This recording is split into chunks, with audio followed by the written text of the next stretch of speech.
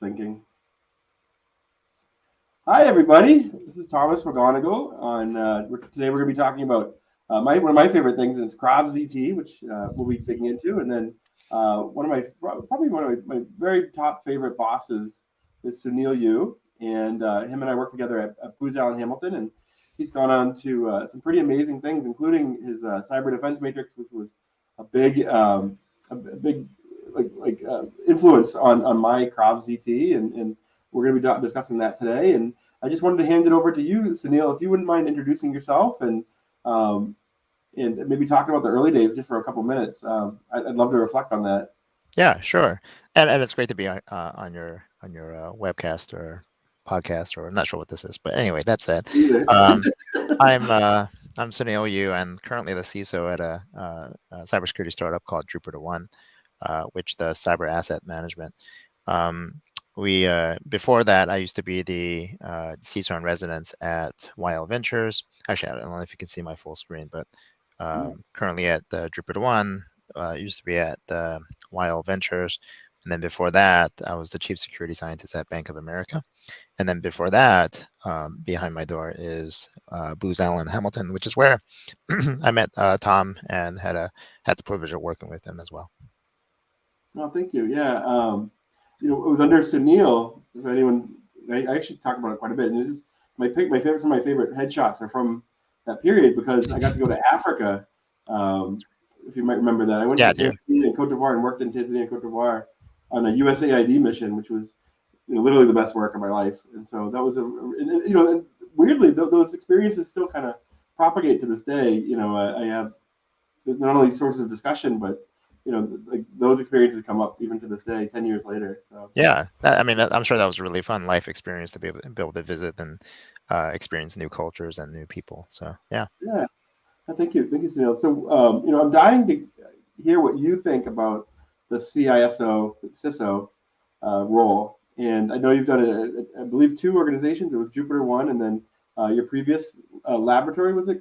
I missed Yeah. So actually, the role that I had, the role I have now is a full CISO role where I'm running security for the organization. The one that I had before that at YL Ventures.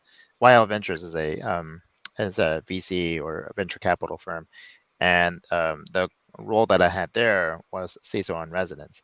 Now I started that role right at the beginning of COVID, and that doesn't mean that I worked from home, although that's all I did.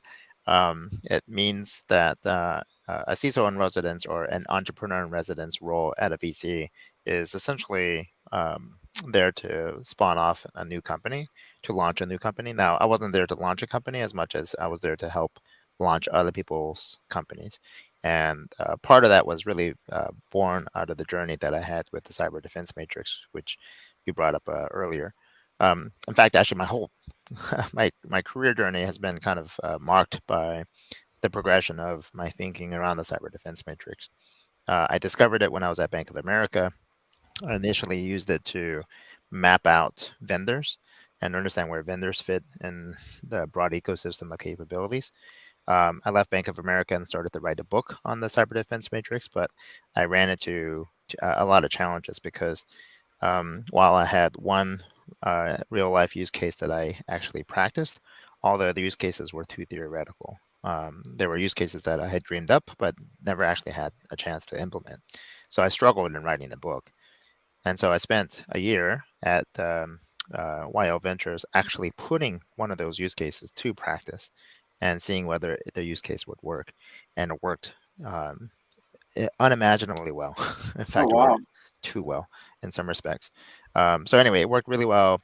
Then I said, okay, could I use the cyber defense matrix to run a whole security organization? And that's when I went over to Jupiter One. I had an opportunity to put it to use at a company that didn't really have a security function. So I could build it from scratch versus having to go into an existing organization and break things up and reassemble it again. So the opportunity to actually try it at a new organization was what attracted me to Jupiter One, but also the product that Jupiter One was building. It gave me an opportunity to potentially build some of the capabilities, build some of the ideas of the cyber defense matrix directly into the capabilities of the product. So anyway, after about a year of that, I was able to actually finish writing the book because it went from theory to actual practice, and then the writing became much easier as a result. And so it was only about a year ago that I released the book on the cyber defense matrix.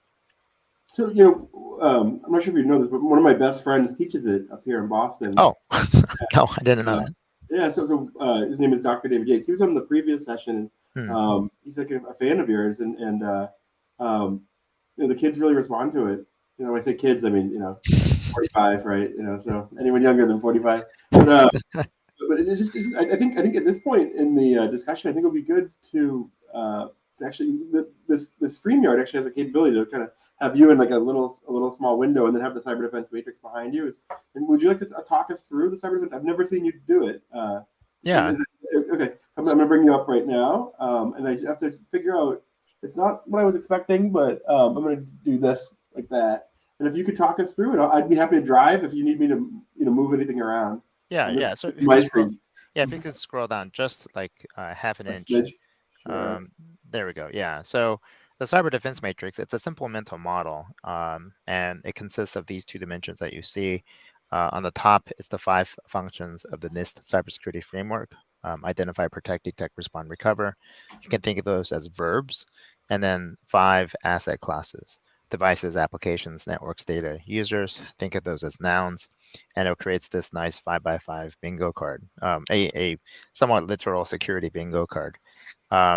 Then underneath the matrix, you have this degree of dependency between people, process, and technology, where there's a heavier dependence on technology on the left side of the matrix under identify and protect, and then a heavier dependence on people as you move into detect, respond, and recover. So, and an equal amount of process throughout. So the matrix is again, a simple mental model that helps characterize the broad landscape of cybersecurity into this simple model. Now, this model is useful, but it is also wrong, and it's not necessarily the right model for all things. The way I analogize this is how we look at roadmaps. So, if Tom, we were at and if we were meeting inside someplace, and you asked me, how do I get to the bathroom? Well, if I pulled out Google Maps, then it'd be clear that I didn't understand your question, because pulling up Google Maps when you're asking me how to get to the bathroom inside of a building is the wrong model to use. So likewise, if you pulled out, if I asked you how to get to Paris and you pulled out a building map, again, it's the wrong model. So similarly, with the cyber defense matrix, it does serve a purpose at a certain altitude of height, if you will. It is definitely not at the 1,000 foot level. It's more like at the 50,000 foot level or higher.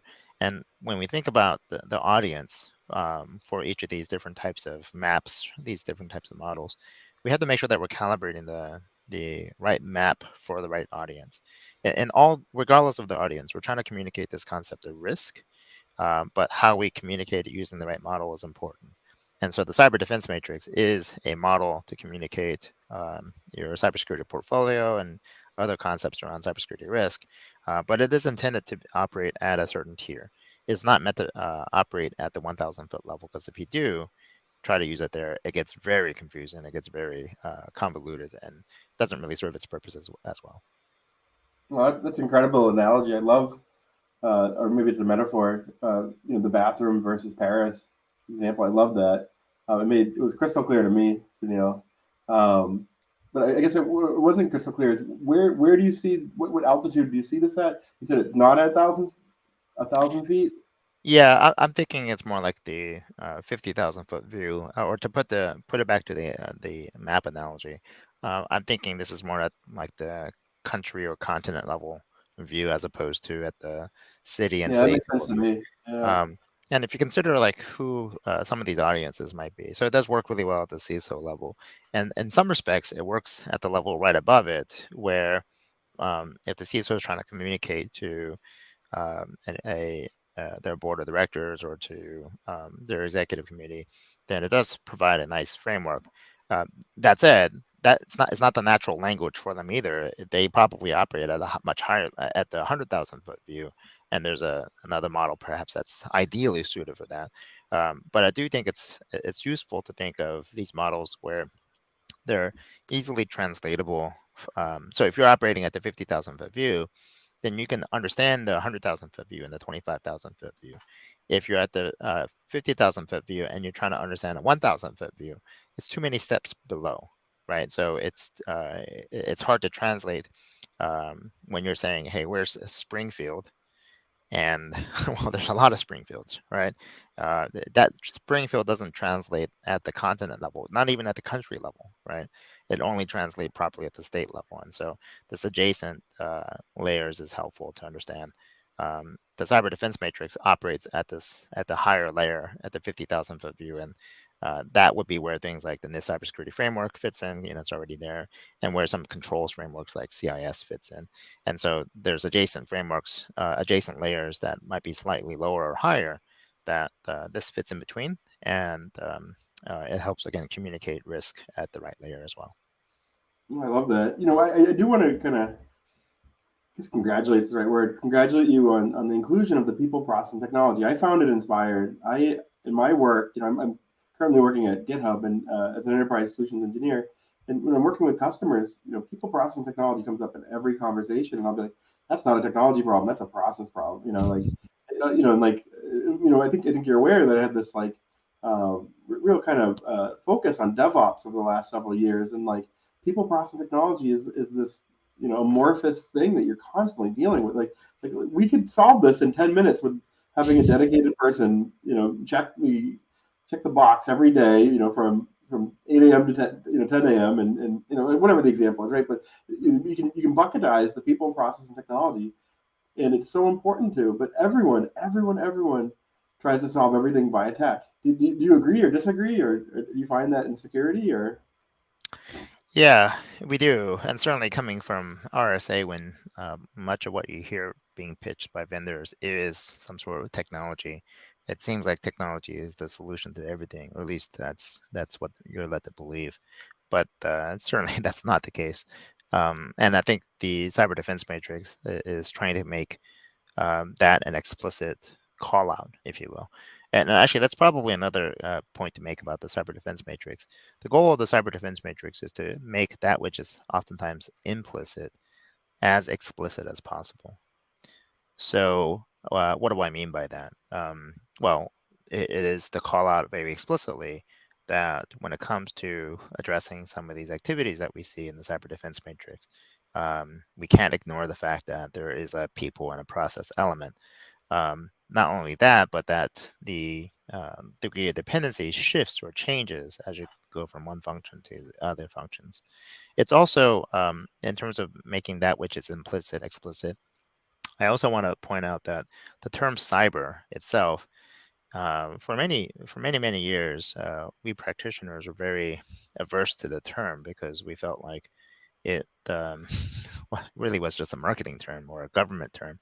But I've actually come to realize why the term is the way it is, and it's because that which we call cybersecurity is interpreted or understood differently by different folks. Some people would say cybersecurity is all about endpoint security. Others would say it's all about application security. Others would say it's all about network security. Others would say it's all about the data. And others would say, well, the user is the weakest link, so we got to focus on user-centric security. Well, the reality is it's all of the above, right? When we say cyber, we are saying it's all five of these types of security. But oftentimes when we say cyber, people forget one or more of these domains and think it's only about network security or endpoint security. And this is often the case also with vendors. Consider, for example, there's a market category called XDR, extended detection and response. Well, what do you mean by extended? And oftentimes it's just, it means that we do device detection and response, and we extended it to also do network detection and response. And my response to them, my comment to them is, well, what about application detection and response, and data detection and response, and user behavior and analytics, or you're looking for insiders? And they're like, oh, you know what? We don't do that. Well, okay, then don't call yourself X, because X to me is an asterisk. which implies all of the above, right? Right. And we oftentimes, again, when it's called out explicitly, it becomes clear that there are gaps. And when it's called out explicitly, we are able to recognize within our own programs what we have covered and what we don't have covered. I think as part of that, we really kind of touched on some of the aspects of KravZT. Do you want to dig into KravZT? I'd love to get your opinion on it and get your impression on what I'm trying to accomplish. Yeah, and zero trust is another sort of another sort of area where that which is implicit needs to be made explicit as well. And we're going to talk about this a little later, but zero trust is also misunderstood oftentimes, especially with respect to the understanding of, well, what is it that we're trying to grant zero trust access to? Okay, so zero trust is typically seen as zero trust network access. Okay, but I would argue, well, there's also zero trust application access and zero trust device access and zero trust data access and anyway. So you get this perspective of there's more than just zero trust network access, and the cyber defense matrix allows us to again make that which is implicit much more explicit. Well, I think looking at your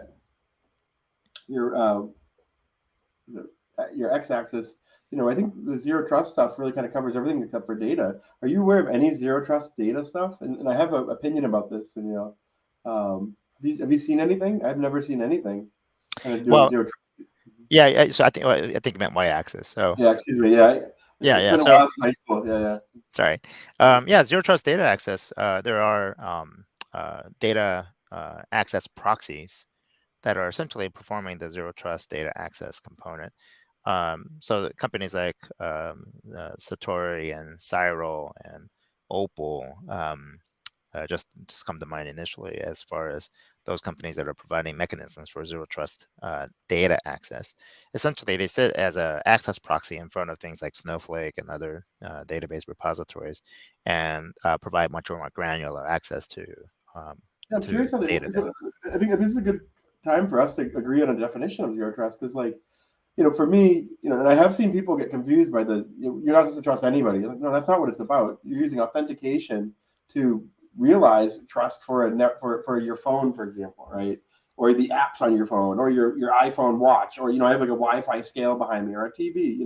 So you use authentication to wrap it to give that authentication to a particular device, for example. You have devices at the top of your y-axis. And then what you do is you leverage like the identity and access management system, the IDP, identity provider, and the credentials and like the old-fashioned like LDAP groups to give it privileges to other devices or other services or other apps or other whatever, right? And then what I've discovered in my kind of work, Sunil, is that the data doesn't have we need like a tertiary level. So we have like the identity and then the group. We need like a third like sphere to provide that granularity to the data. And I assume those vendors that you're discussing. Well, so let's divide up the problem first, because I think we need to, and the cyber defense matrix helps us think about this in a very discrete, systematic way. So first is to separate out the function of identify from the function of protect. Okay, so the function of identify, think of that as identity management. And when I say identity, I don't mean user identity. I mean device identity, application identity, network identity, data identity, and certainly user identity as well. Mm-hmm. Think of that as the from side of the equation. Then you have the to side of the equation, and to is where we do the protect function. And the protect function is where we do access management. So the first one under identify is identity management. And then the from part, the to part is the under protect as access management. Okay, so we oftentimes, again, conflate them together, but separating them out helps us understand helps us understand the problem space a little bit more clearly. Yeah, I feel like you helped me tremendously. I get it. Yeah.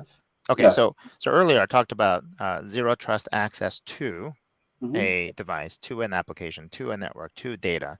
Those four things are under protect. Okay, and zero trust access zero trust device access, zero trust application access, zero trust network access, zero trust data access. And there are products that create access proxies for those four. Zero trust user access doesn't quite make sense because that's a very human to human thing. So there's really not too many products for that. So we'll skip that for a moment. Right. Now, the from side of the equation is actually also super important too. And this is where the identity management side of the equation comes in. So the identity management for a device, well, what do we mean by that? That usually means something like managing device certificates. Okay. And what happens is if I want to grant zero trust access to an application, then I want the device to demonstrate trustworthiness in the form of these validated credentials, these validated identities. And that's where the tools within the capabilities within device identify come in. But that may not be all. I may want to also say, hey, are you coming from a authorized application? Okay, so not just from an authorized device, but also from an authorized application. Are you using, for example, a sanctioned browser, or are you using a sanctioned thick client app, or are you using a sanctioned mobile app? Okay, I don't want you to just decompile my app and all of a sudden just hit my APIs directly. No, I actually want you to come in from my app, not your app. Okay, how do we do that? And you could have signed applications. You can have all these other mechanisms to ensure that it's coming from an authorized app, a trustworthy app. Okay, I can also say is it coming from a trustworthy network? All right, or a network like IP address that has some form of trustworthiness. Now, I think we know the answer to that, which is it's hard to establish trustworthiness on a network, but we still do it today. Meaning, if it's coming from a corporate network, we will say, you know what, that is one element of trustworthiness. It may not be it may not be sufficient, but it may be a necessary one. Okay.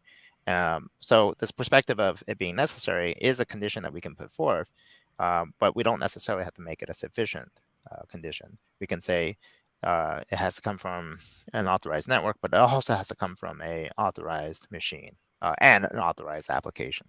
If you really wanted to do practice zero trust to the nth degree and have fully attested things, then that could be where you go. I'm going to skip data for a moment. I'll come right back to that. But the user side, we know pretty well, having MFA and strong authentication. But things like MFA then is about identifying the user, not about protecting an app, okay, but rather about identifying the user.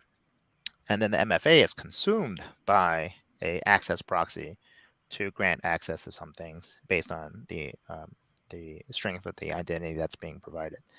Okay, so that's how you look. That's how I look at it. But let me go back to data for a moment and why this model works really well. How do I ensure the identity of data? Okay, and if you're not sure what I'm asking for, let me ask it in a slightly different way. I just sent you a picture of the Pope wearing some fancy jacket. How do you Right. know that's really the Pope? How do you know that this data is authentic? Okay. How do I know that this video of Yeah, I've Obama's? encountered this problem before. It's a tricky one. Yeah. But you get the point of like this notion of what do we mean by having data itself having an identity? Okay. And all the examples I gave earlier, whether it's a device identity, application identity, network identity, we're also having a compelling need to make sure that the data that we are transmitting or that we're receiving into this application, into something else, is also authentic too. And today we don't really have great means for doing that. But you can see that there's a compelling need coming up soon, if not already here now, for us to have some mechanisms to say, hey, look, this data that you're sending to me, I should treat that data itself to be having to have zero level of trustworthiness, and it has to demonstrate some artifacts, has to provide some artifacts to be able to uh, give it trustworthiness for it to transact in my environment. So if I'm Twitter or if I'm some social media site, I may say, look, if you're not coming from an authenticated device, and if you're not coming from a valid application, and you transmit data to me, and that data is not properly identified either, then I may reject that. This is I find this discussion incredibly interesting. Are you familiar with the Nix project? And it's a package management system, and they do a cryptographic checksum on every single package. And what it allows them to do is you can have a version of your ideal infrastructure of your ideal installation, because it's made up of all these different versions in their cryptographic sum, and then they're able to kind of correlate that, and they're able to gather that all into like one cohesive installation. It's very interesting. But then the other thing is I was looking at is like the advanced data protection in iCloud. Have you looked at that? There's end-to-end encryption, so like, and they're encrypting objects, I believe, like Safari bookmarks or reminders or wallet passes or whatever. And so I never, honestly, Sunil, I never thought that would be possible. I thought it would be for a big organization like Apple to pull off. It's such a bear, and I don't find my iCloud to be that fast. I think it's the cryptographic, stuff in the back end on their end, the sync, I mean. But that's neither here nor there. But like, you opened my eyes up to, I was kind of struggling with that issue about the data zero trust and what that looks like. But what I interpreted you saying is that there's more than one way to skin a cat. There's a couple different ways to really kind of dig into that problem. Well, what I'm offering is just a very systematic way to think about the zero trust paradigm. One is on the access side, and one is on the identity side, right? On the access side, there are tools to grant zero trust data access or have zero trust access to various forms of assets. But also on the other end, we have various forms of identity that can be presented. And based on the sensitivity of the transaction, I may want to request more than one or two or three, or maybe as many as I can, forms of identity to make sure that it's that trustworthiness is established at the appropriate level. So if I'm just, and for example, at Bank of America, if I'm checking my balance on my banking app, maybe the trustworthiness level needs to just be at this level. But if I'm going to move $500 million, then it's going to be at a much higher level. And I'm going to want more than just your username and password and MFA. I may also check to make sure that that really truly is your device, and that you're coming from your home network or your corporate network, and you're whatever I can to validate that, to increase the trustworthiness of the entity that's making that transaction. This is neither here nor there. You'll have to forgive me, but when we were talking earlier about the 50,000-foot view that the cyber defense matrix can supply, I was thinking and reflecting on a book I just read by Malcolm Gladwell. It was originally an audiobook. It's very, very good as an audiobook, because he has all his podcasting experience now. But it was called The Bomber Mafia, and it was about the targeted bombing campaigns, the strategic targeted bombing campaigns that the Americans came up with during World War II, using the Norton bomb sight, which allowed them to hit a pickle barrel from 30,000 feet. And I just think it's wonderful. My grandfather was a bombardier during World War II, and so I find it as a wonderful metaphor for your cyber defense matrix. You operate at 30,000 feet, and you can hit that pickle barrel, with the cyber defense matrix. I don't know if that lands with you, but it's something that I really kind of find personally very interesting. By the way, a pickle barrel is like a six like a pickle barrel, a big barrel with pickles in it. And so, anyways. Well, as I mentioned, in my journey of the cyber defense matrix, I had one thing that I did in practice, and the rest were theories. And eventually, I practiced the theories to see whether or not the theories were true. I believe for that particular scenario of being able to drop a bomb in the pickle barrel, that was in theory. In practice, I think they had a lot more misses. Yeah, no, it's actually discussed in the book. They kind of abandoned the strategic bombing in Japan because they were taking advantage of the construction materials that was in Tokyo. Just the paper, the paper homes and stuff. So they just firebombed it. It was different. Anyways, this is going in kind of an interesting direction. So to be honest with you, Sunil, I'd love to get your feedback on kind of two pieces of IP that I've been working on. So the one, primarily is KravZT, which I'd like to discuss with you, but kind of the precursor to it is my fast systems thinking approach. And so because that's kind of the originator of the KravZT. So I'm just going to stop sharing the defense matrix, cyber defense matrix for a moment, and then I'm going to share my other my other screen, and I'm just going to share it.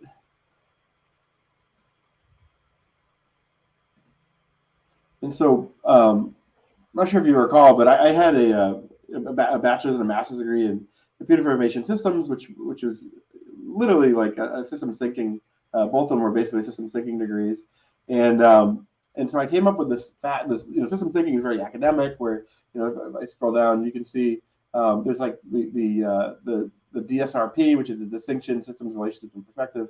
And it really kind of requires really kind of just pontificating on the system and thinking about it and so forth. And so I felt like it was just wasn't darn fast enough.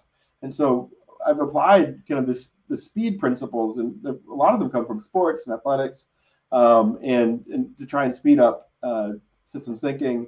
And this Venn diagram at the center has these tactics and strategy, and I was wondering if that resonates with you with your cyber defense matrix. And I know you talk about the people and process, but is the result of your book, or is it discussed in your book, the tactics and strategies for the cyber defense matrix, or is it primarily strategies for the cyber defense matrix?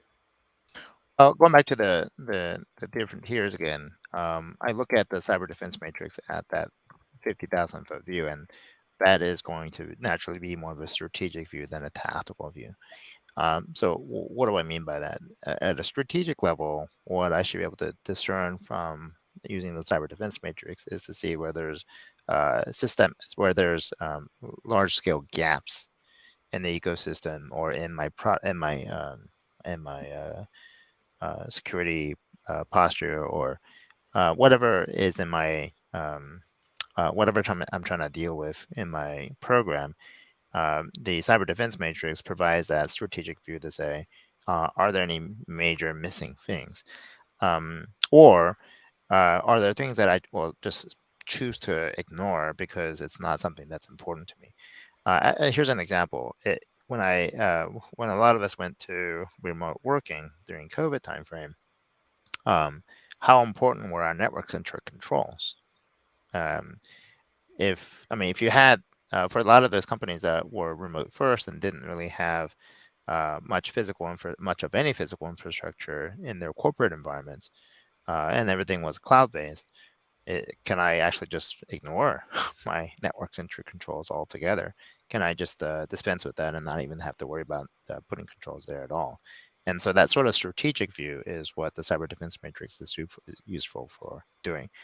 Now, if I had to deal with my network and I had to put security controls in there, from the cyber defense matrix, I can say, okay, there's some major classes of technologies or capabilities I would want to have, but the specifics of the like which specific technologies and how do I want to configure them, that sort of level of detail is not going to be useful in the cyber defense matrix. It will get very convoluted and messy as a result because it's just not meant to operate at that tactical level. Again, going back to the Google Maps analogy, think about you're looking at the map of the United States, but you had a resolution on the map that showed street level detail. You can imagine how cluttered it would look, right? And it may not actually help you understand really easily how you get from point A to point B as a result. Just processing. Oh, that's so interesting.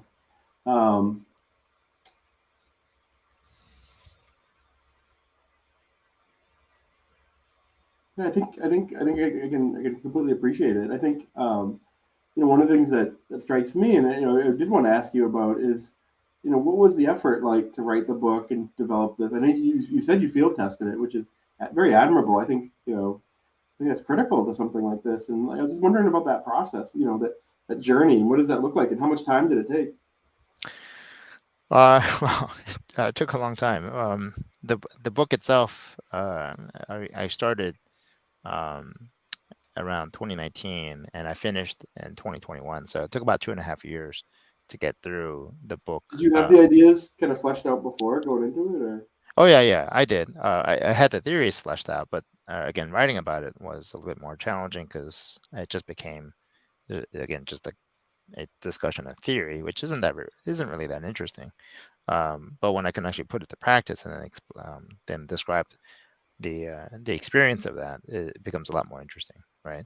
So, yeah. I just put up your book link, by the way. Yeah, thanks. Yeah. Yeah. So yeah. Now you can get a copy at Amazon, and yeah, it's I've gotten a lot of really very positive feedback about the book and how it's been useful for them. Actually, that's probably one of the things that surprised me quite a bit. Um, the kind of adoption I've seen is remarkable. Mostly because I had initially thought that that it'd be most useful for a large enterprise, right? I just came out of Bank of America. It Sure. certainly was useful there. I'm sure it'd be useful for the large enterprises. But it turned out it got a much stronger reception from the small and medium-sized businesses and MSPs in particular. Um, and I was shocked by that. But then later it became clear as to why. It's because the audience for MSPs, for small and medium-sized businesses, they're operating at that 50,000 foot level. They're operating at a level higher than that sometimes. They're not super detailed practitioners. And so for MSPs who are trying to communicate to their clients and their customers, here's how we're bringing a suite of cybersecurity capabilities to bear for you. It became a really useful communications mechanism for them. And as a result, it's been strongly embraced by that community. And that was a shock to me because I thought it'd be strongly embraced by again, the large enterprise, which have embraced it, but nowhere near to the degree that the MSPs have. So it's gotten a huge amount of traction with literally thousands of companies and MSPs putting it to use. Did you find there were a lot of MSPs at the RSA conference? Did you have an opportunity to interact with those folks? No, they have their own sort of events, apparently, the MSPs. So they don't really show up in MSSPs do, but not MSPs. Got it. MSPs are not typically represented at the RSAs. They have their own conferences, which How I've been was our? invited to. Yeah. Just take a bit of a tangent. I was curious. How was RSA? How'd it go? Well, it's like dog years. Every day, something like 7 days. Um, and Oh you're wow. Okay. essentially walking a marathon Yeah, every other day. So that can be tiring. Did you wear good shoes?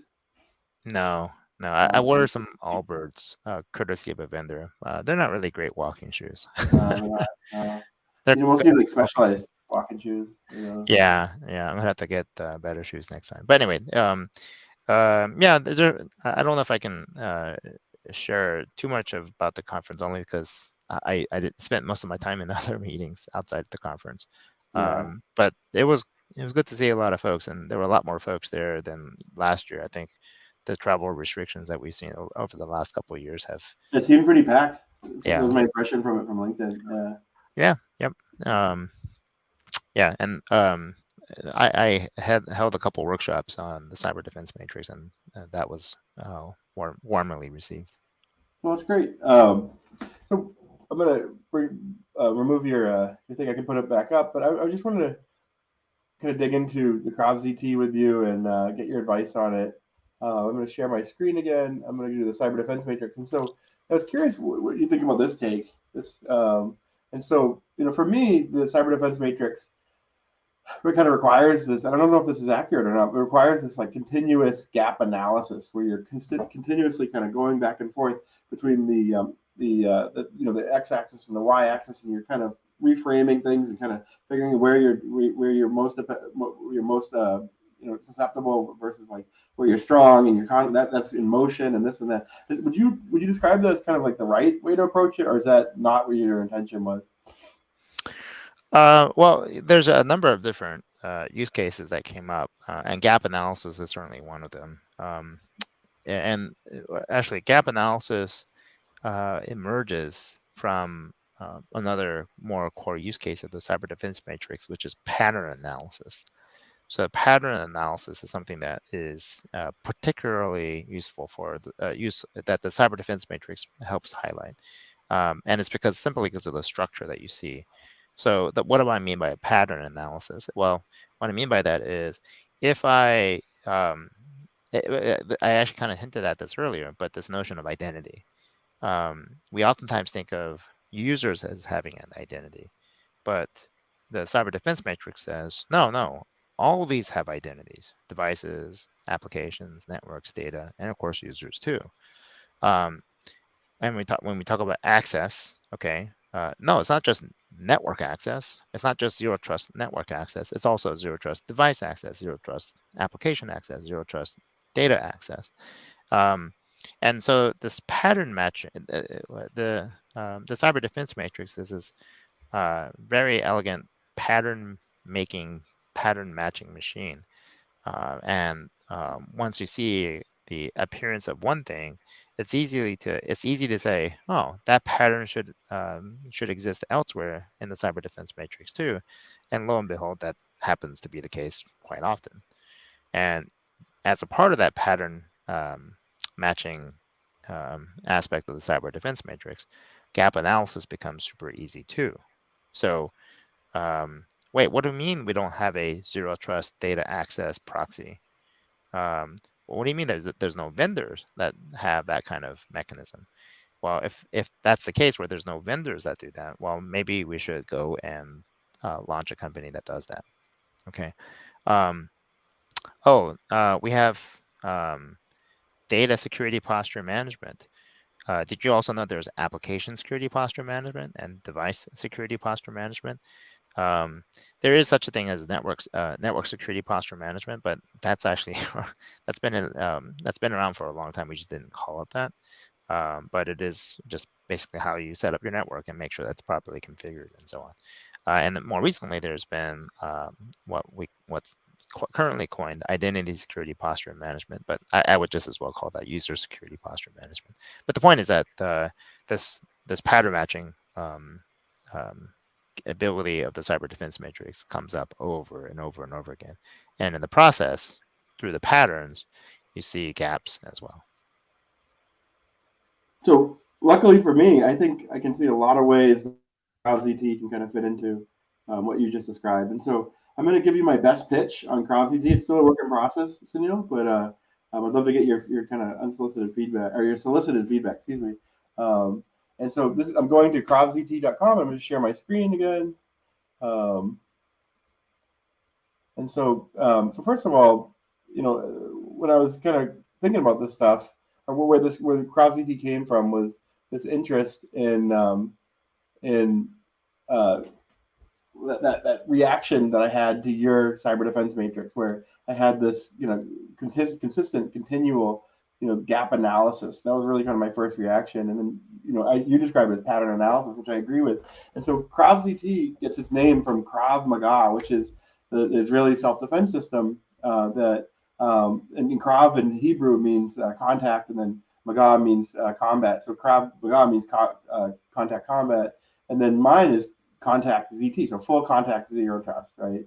And there's various tenants, and I was going to go into them, but the other kind of thing that I really found, and so I'm kind of jumbling up my speech. So one of the relationship between that pattern analysis and KravZT is in Krav Maga. There's this concept of retzev, which means continuous motion, right? And so if you've ever seen like the Born Identity, which I believe is like a form of Krav Maga, there's this continuous motion to that self-defense system, and there's like a beat to how you strike and block, right? It's pretty quick, right? It's faster than it's almost like boxing, right? It's as fast as boxing.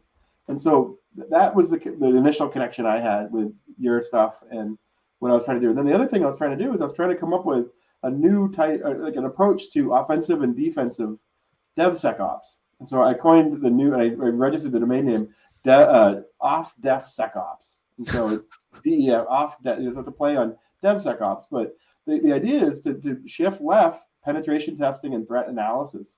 And so you're doing your pen testing as part of your CI/CD processes. You're doing threat analysis much earlier. You're having devs do it, as part of their software development processes. They're more aware of the security and the implications of their code that they're writing. It's not just SAST and DAST scanning, right? It's actual offensive and defensive practices. And so I made that point, right? It's all about awareness, right? So once again, this whole KravZT thing is about situational awareness, which is actually the most important aspect of of Krav Maga. It's the situational awareness that it creates. Not to walk down that dark alley at 3 a.m, not to do X, not to be aware of who's around you and why they're around you, why they're bothering you, why are they asking for the time if they're wearing a watch, those types of things, right?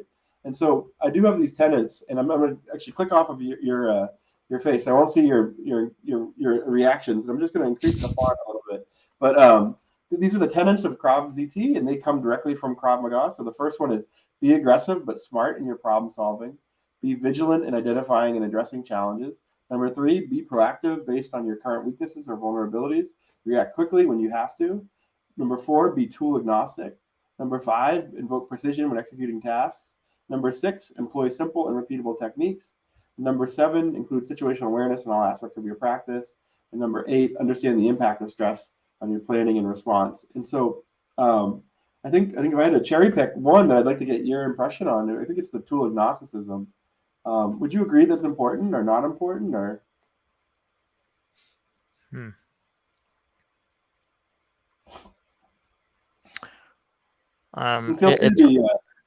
free to push back on any of these.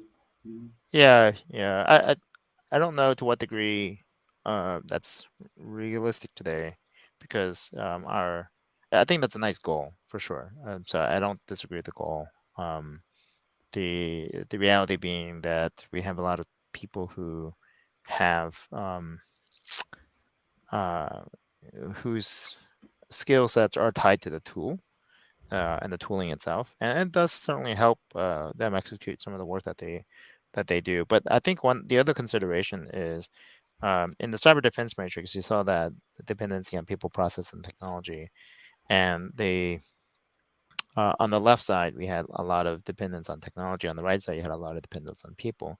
What is also interesting is that the more dependency you have on technology, the more generic can be the people skills. And the more that you have dependence on people, the more generic can be the technologies. Okay. And so when you talk about being tool agnostic, what I also think of that as being, well, the tool itself can be generic. It doesn't really, it doesn't have to be a specialized tool.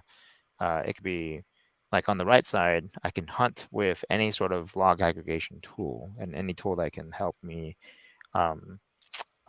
parse logs. Okay. That said, if I know how to run Splunk queries really well, okay, then I don't know. Being reliant upon Splunk, it becomes, you're not tool agnostic. But generally speaking, what you want is somebody who understands how to think and to process all these events. And whether you're using Splunk or Elasticsearch or grep, it's really the thinking that you want, not necessarily the tool. But some tools do help, right? Some tools make you become a force enabler, and so that one, I'm not sure if I get the intent, and I think it is important. I'm not sure to what degree it's realistic in many enterprises. Can I tell you where it comes from? I think if I could clarify that, I think it might help a little bit. And so I'm going to put up another link, and so I have my GetZT. So I have which is this workflow management system for using for interacting with Cloudflare's Zero Trust. And so for example, Cloudflare produces a Terraform provider for all of their stuff.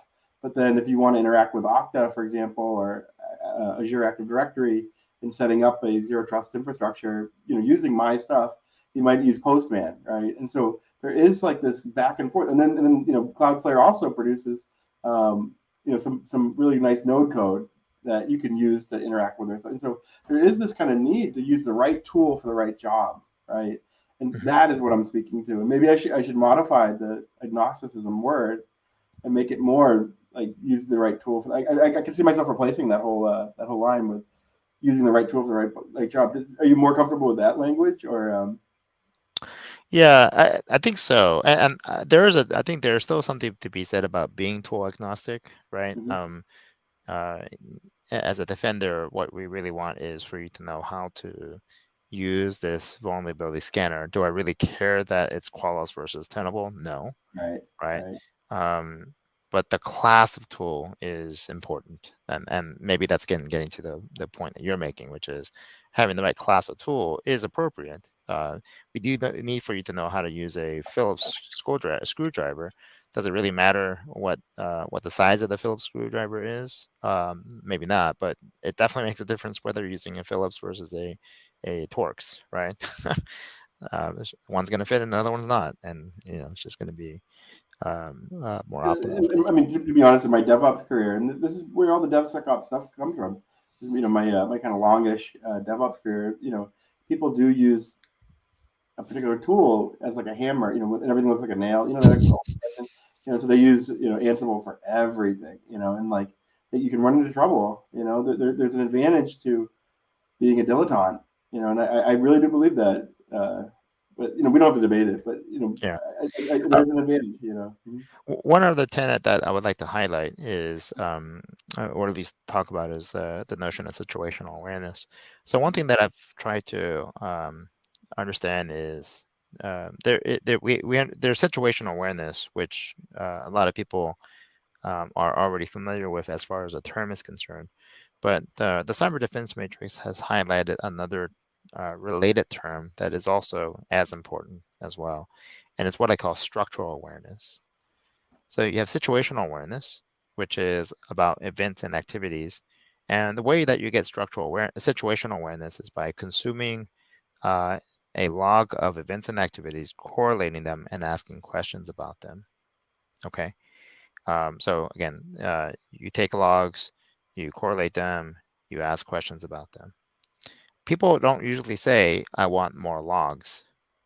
What they say is, I want more situational awareness, right? Okay, but how many people have you heard say, I want more visibility? All the time, we hear people saying, I want more visibility. But I would argue visibility is like logs, except before anything bad happens, okay? So visibility is based on state. And what you want to do with visibility is collect it, correlate them, and ask questions about it. Okay, so remember what we do with logs. We collect logs, we correlate logs, we ask questions about it, and we get situational awareness. Visibility, we collect it, but do we actually correlate it? And do we ever ask questions about it? And if you don't, then you don't have what I call structural awareness. Okay, and is it really more visibility that we want, or is it more awareness that we want? And I would argue it's more awareness that we want. Yeah. Okay. Now you kind of have this on line 3. Be proactive based on your current weaknesses or vulnerabilities. Well, your current weaknesses and vulnerabilities, that's state information. Okay. And so you have on 7, include situational awareness in all aspects of your practice. But I think it's also to say, well, what is your structural awareness? Okay, do you have structural awareness? And you kind of have that with 3. Be proactive based on your structural awareness, okay, which is made up of your weaknesses, your vulnerabilities, what you have in your environment, all that kind of stuff. Think of it this way as well. You have situational awareness around your house, and you see somebody walking around your house, checking it out, probing it, seeing maybe if they can break in. Well, structural awareness is, are your doors locked? Are your windows locked? Is your alarm turned on? Okay, and knowing those answers really fast will help give you some degree of relief. That, hey, maybe this intruder won't actually get in. But if you don't know if those things are on or off, then you're going to be worrying a lot, right? You're going to be like, is this guy going to be able to break in? But if you do actually have all your perimeters, all your doors and gates and so on, secured, such that you know that that's the case, that there are no current weaknesses, no current vulnerabilities in your environment, then or you know where they are relative to where the attackers might be probing, then that is having structural awareness. And that's another aspect of it's a complement to situational awareness that I think is oftentimes forgotten. So, Sunil, I didn't share with you, but I'm starting a security studies program at UMass. It's a master's degree this summer, and I love everything you just said, and I'm planning on kind of digging into it. Is that in the book? The structural awareness in the book versus situational? It is. Yeah. I apologize, I haven't read the book yet. I plan to ASAP. But yeah, I love what you just said. You know, the locks versus having it locked and the alarm on and the cameras on. That's all structural awareness. I totally get it. I think you are going to improve my thinking quite a bit. Thank you. Sure. And as I mentioned, the cyber defense matrix, the biggest benefit to it is this pattern matching that I'm talking about. So again, we do these things on the right side of Boom with events and logs. Why don't we do that on the left side of Boom? Boom being between protect and detect. So Boom is between protect and detect. Right of Boom is detect, respond, recover. Left of Boom is identify and protect. There's a pattern of activities that we do on the right of Boom that we seem to not do left of Boom, and vice versa. And so the cyber defense matrix this provides this awesome pattern matching, pattern making machine that makes it super easy to see these patterns, and it's it just makes it easy after that. After you see these patterns, you can't unsee these patterns because it's just they're staring you at your face. Hey, I realize we only have like a couple minutes. We have like 4 minutes left tops. Have you encountered the new expression hyper automation? I'm going to take it in a whole different direction. Hyper automation? No, I have not.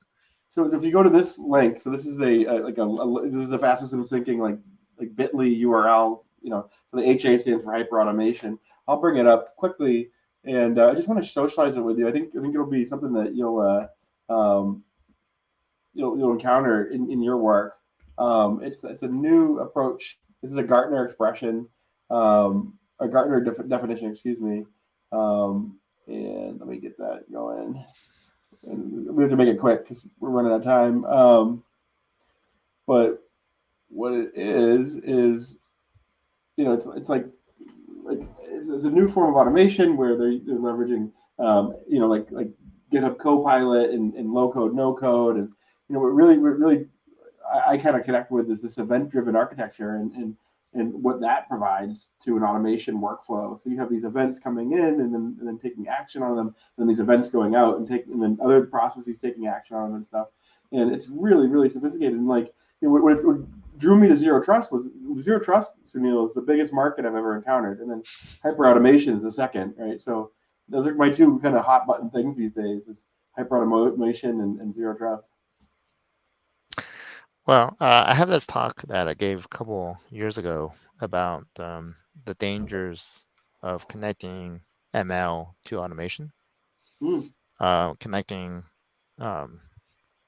tools that purport to do AI with tools that actually automate whatever the AI makes a decision around. Connecting them together without the proper guardrails is extremely dangerous. And so before we start doing that, we should probably think through what are the appropriate guardrails. Anyway, so I had a talk about what these guardrails are. One, about why there's a hazard in this, and then two, what sort of guardrails we can put in to ensure that we don't shoot ourselves in the foot many times really fast. And sounds very topical with like ChatGPT. Like I have several friends that are like crazy about it. They're really into it. Yeah. Well, I had to write a blog for me, and it did a good job. I mean, it did a really good job. Yeah, and writing a blog is one thing. Having people act on that blog is another thing, and that's where it gets a bit dangerous if people act on it without really thinking about what the implications are. Yeah. Well, so I just wanted to say personally, thank you so much for being on, and I really appreciate it. I owe you one. Thank you. I look forward to seeing you sometime in the future, hopefully. And we didn't really get a chance to catch up. I'm doing office hours after this. If you want to drop by, I'm sure you're sick of me, but if you feel like dropping by and just saying hi, I'm gonna do it to the Zoom link. So. All right. Well, yeah. Thanks for having me on. I do have another meeting after this. All right, man. All right. Thank you so much. I'm gonna drop the broadcast. Thank you so much. Take care. All right. Bye-bye.